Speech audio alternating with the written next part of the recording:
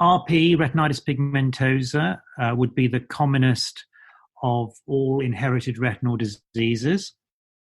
And so inherited retinal disease now represents the commonest cause of being registered as severely sight impaired in the UK in the working age population. So it's supplanted diabetic retinopathy and is the second commonest cause of being registered as severely sight impaired in childhood. So represents a really large health concern.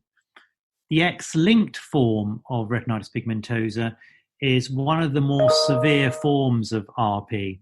So arguably the most severe form of RP, and primarily affects males, so presents in early childhood in young boys. Often they're diagnosed towards the end of the first decade, sort of early teenage years, with difficulty seeing in the dark. Also will have some constriction of their peripheral vision, which will mean that they may trip over things. And so sometimes these boys are referred to as being clumsy. But actually they're clearly not clumsy, it's that they've got a restriction in their side vision. And so they often present at that time. And those are down to a lack of rod function. So the cells that perform, that are most sensitive in the dark, start failing early in life, and they progressively fail throughout life. And so over time, these young boys and then young men have increasing difficulties navigating in low light levels, and increasingly find that they trip over things, bump into people, find it difficult to navigate in crowded spaces, and can result in some socially awkward moments in terms of not seeing people till they come right up in front of them, or not seeing an extended hand for a handshake, for example. And then in the later stages of disease, towards the latter 20s, 30s and 40s, there's an increasing loss of central vision. So often there are clear signs on examination of the eye, so a dilated retinal exam. Then there are characteristic features on detailed retinal imaging. And occasionally one needs to go on and undertake electrical testing, so check the electrical activity, as I've alluded to. But more frequently now, with the improved access to genetic testing, actually that the genetic diagnosis helps to confirm that they have X-linked RP. And the X-linked form accounts for up to 20% of RP, and by far the commonest cause of X-linked RP is RPGR. In terms of the treatments that are available, there is no cure currently for any form of retinitis pigmentosa. There are many supportive things that can be done in terms of providing appropriate spectacles, appropriate low vision aids, access to assistive technologies, and providing the support that's required at home, at school, in the workplace, to allow them to engage in their schoolwork, not to fall behind in their schoolwork, and to have an effective role in the workplace. There are two complications of RP for which there are treatments, and so it is helpful for these patients to be seen by an ophthalmologist on a regular basis, often annually or biannually. And those two are namely cataract. So cataract is very common, as we know. It will occur increasingly in older age. But when you have an inherited disease, especially RP, you do tend to develop cataract at an early age. And if you're having symptoms that are due to the cataract, then cataract surgery, which is very straightforward in appropriate hands, can be very helpful to improve any vision loss that's due to cataract. The other treatable complication of RP, which can also cause reduction in vision, is macular edema, so waterlogging of the macula, the central retina, and that can be diagnosed readily now with cross-sectional retinal imaging, known as optical coherence tomography.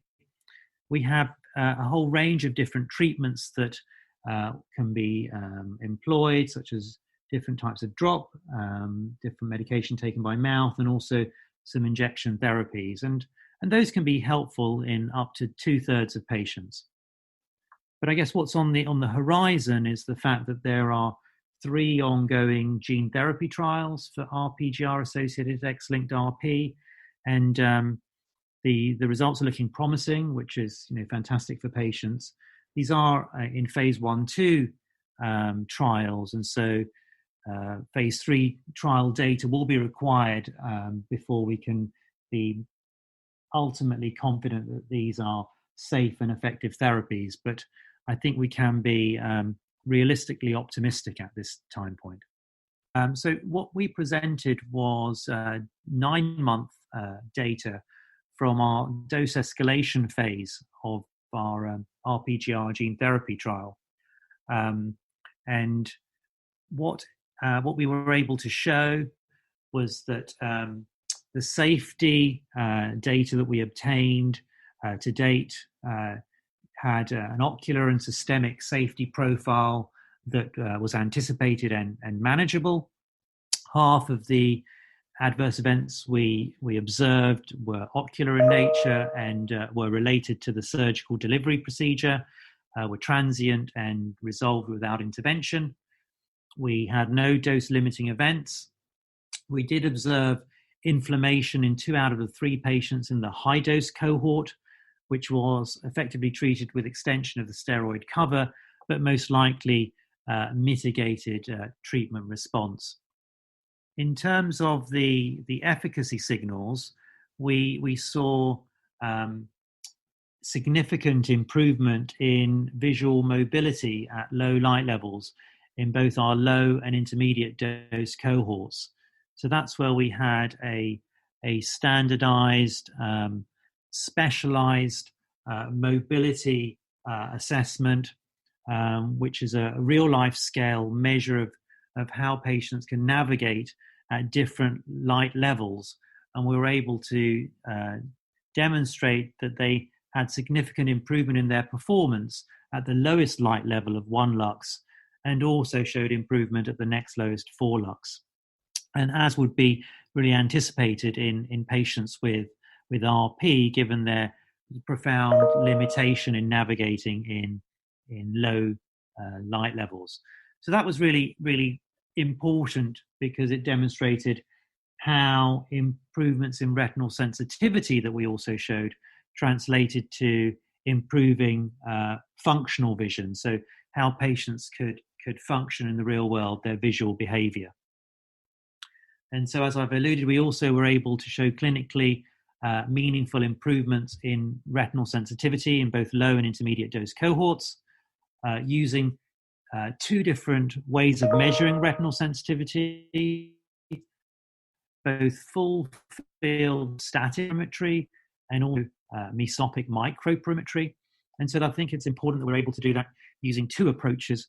And moreover, when we analyze the data from those modalities in 3 different ways, so we had 3 different analysis metrics, the conventional mean sensitivity.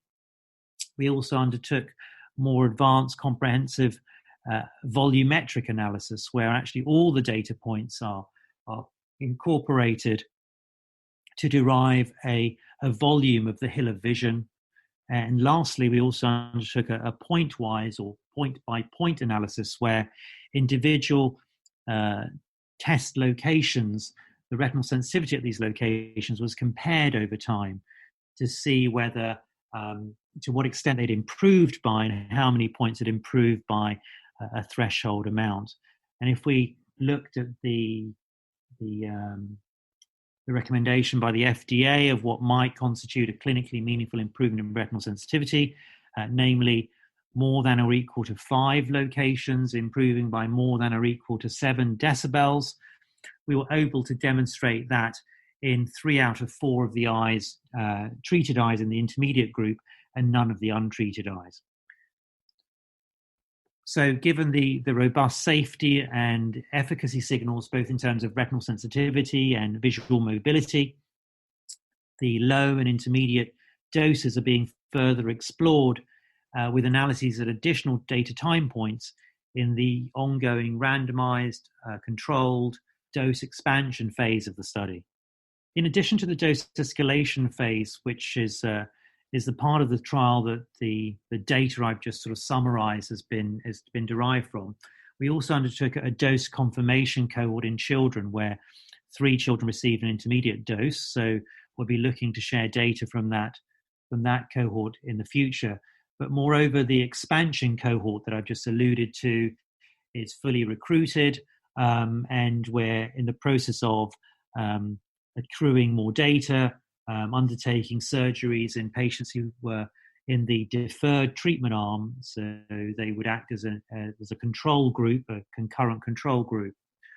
And we're also in advanced stages of preparing for our pivotal phase 3 trial, having ongoing discussions with regulators, with the FDA and also the EMA, and anticipate that phase 3 trial to start in the near future.